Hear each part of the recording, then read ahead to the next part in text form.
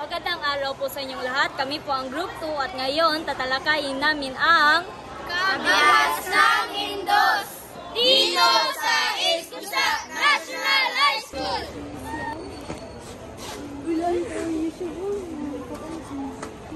Uy Mark, hintayin mo ako. May sasabihin ako sa iyo. Alam mo ba na ang kabihas ng Indos ay umusbong sa lambak ng Indus River at tumungarin sa Dangi River? Ganun pala. Oo, ganun yun. Mark, hindi, pagdalit mo, dito mo. Sige, dito.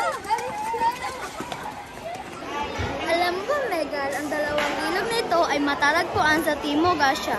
Ito ay binabantayan ng matatayog na kabundukan sa Hilaga. Ang kabundukan na ito ng Himalayas at ng Hindu Kush ay may ilang landas sa ilang kabundukan nito, tulad ng Khyber Pass. Ang lupain ng Indos ay di hamak na mas malawak kaysa sa sinaunang Egypt at Mesopotamia. Ha? Ano? Nalilito na ako!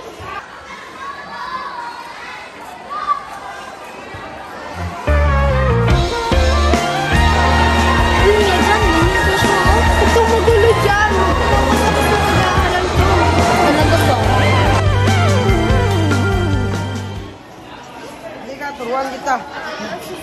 Sakop nito ang malaking bahagi ng Hilagang Kanluran ng dating India at ang lupain kung saan matatagpuan ang Pakistan sa kasalukuyan.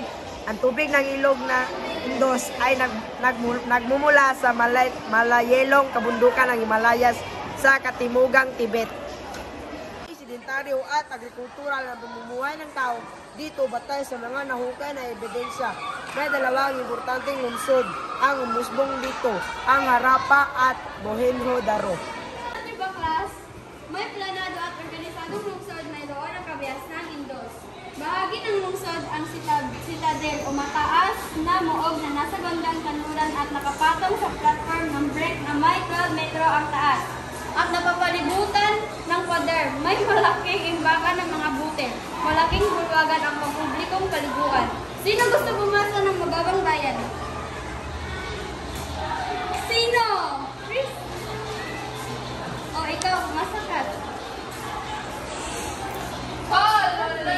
Mababang bayan naman ay may mga grid pattern na lansangan at pare-pareho ang sukat na blok ng kabahayan.